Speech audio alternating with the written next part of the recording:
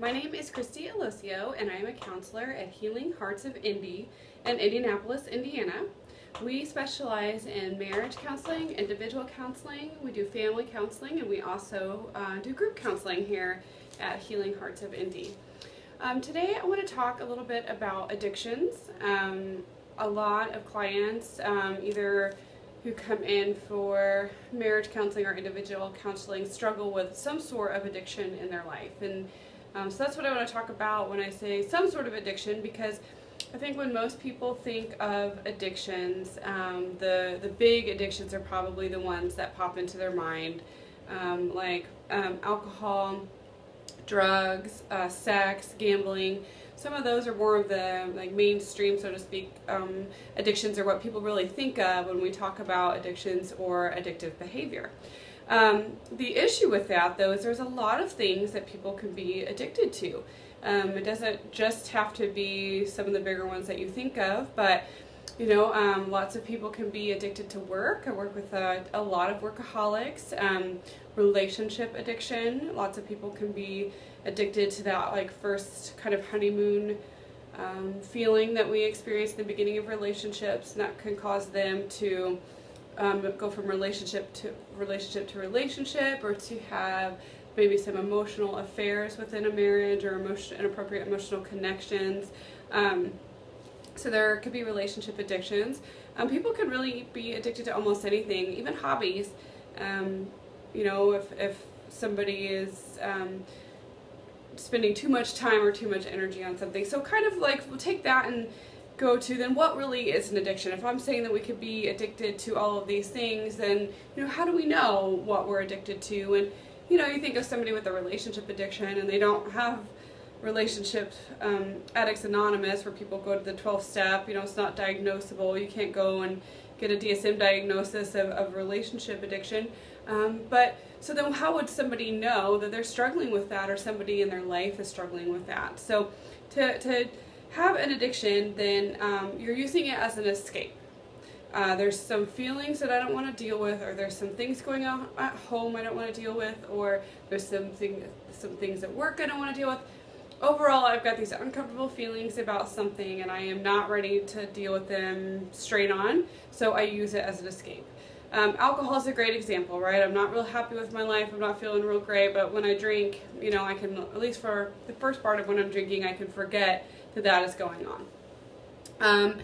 It causes harm in your life. It would be another reason. So if you use it as an escape and it's causing harm, and when I use the word harm, I mean it's causing dysfunction, it's causing issues, it's causing difficulty in some way within your life. So there's 5 areas where it can cause difficulty.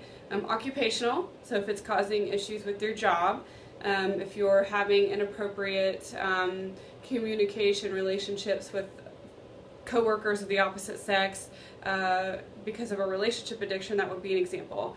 I'm not going to work because I'm stayed up all night doing my hobby and I can't get up. So those kind of things. So it could be an occupational, it could cause occupational difficulties, it can cause legal difficulties. I think you think about this probably more when you think some of the mainstream addictions like alcohol or drugs.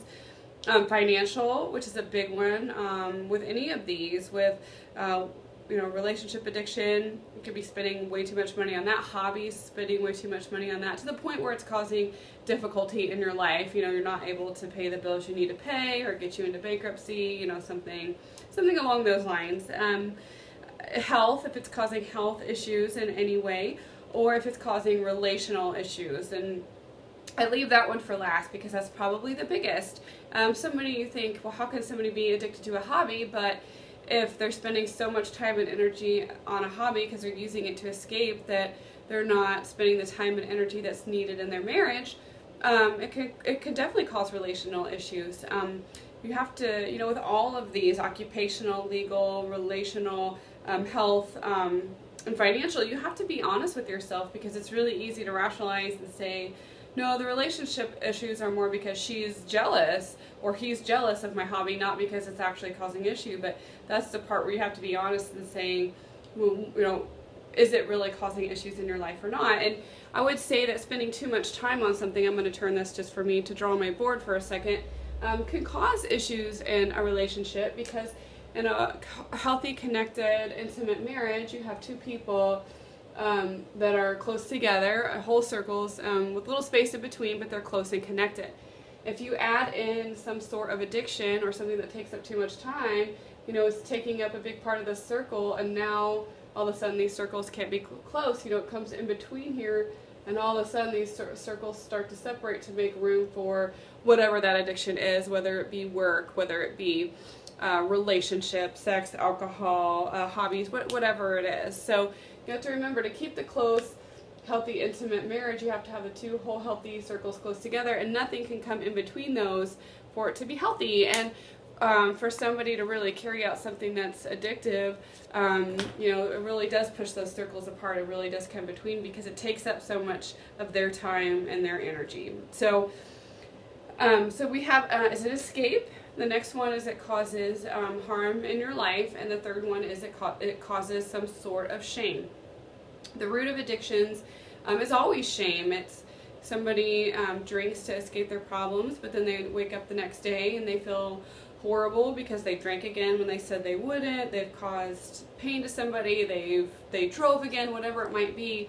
There's some shame associated with that. So I think some people might be saying, well, how could there be shame associated with hobbies or work? Well, it could be missing your kids, staying late over for that meeting, and then missing your son's little league game, and then feeling shame later about, there I go, I missed it again, and I keep missing his activities because I can't say no to work. Money spent. Can have shame later that I spent all this money on another person because I'm having this emotional connection with them, and now we don't have money to pay for the car or something. So you can have shame over that, and shame over the time that you spend doing whatever the addiction might be. So those are the three things, in my opinion, that I would say, if you can say yes, I escape, it causes harm in my life, and I have shame about it, then you probably have an addictive component to it. So, the first part, and I know you've heard this when talking about alcoholism, is you have to be able to admit that it's not working. You have to be able to admit to say, I can't stop this even though I want to. This is causing issues in my life, and I need to make it better. But our brains are crazy things, and they can rationalize why it's not a problem. We can minimize why it's not a problem. We can blame other people. We can compare other people. Well, he works a lot too, or she works a lot too. He has all these girls that he texts. And whatever we need to do to continue to get our drug of choice, our brains do. And so that's why admitting that we have a problem is so hard, because you have to bring down those defense mechanisms and those walls and take a real honest look at yourself and say, yeah, I have a problem, and I can't do this. I can't seem to stop on my own. So really recovering from any addiction, whether it be alcohol, work, sex, relationship, is about being humble and being honest and being able to admit that you have an issue. And sometimes, you have the physical component of being addicted to, say, alcohol or drugs, which, makes maybe recovery from some of these other issues a little bit easier on that aspect, but it can also be more difficult because there isn't the support out there. If I have somebody who I feel like is an alcoholic in my office, the first thing, you got to go to AA, you got to go often, you got to be involved, you got to find a sponsor. So that gives them kind of the support group that is really helpful, where if somebody's really struggling with a relationship addiction, there's just not that out there. If somebody is struggling with a work addiction, they don't always have support groups for that. So that can make it harder on that aspect. So if you are struggling, you think, with addiction of any kind, whether it be one of the more mainstream addictions or one of these other addictions, it's time to be real with yourself and start to really kind of take your own inventory of how much is this affecting my life, and I need to get better. So if you have any questions, you want to make an appointment, or have any topics that you'd like me to video or blog on in the future, you can contact me at Christy@healingheartsofindy.com. That's Christy, CHRISTY, at healingheartsofindy.com. Thank you.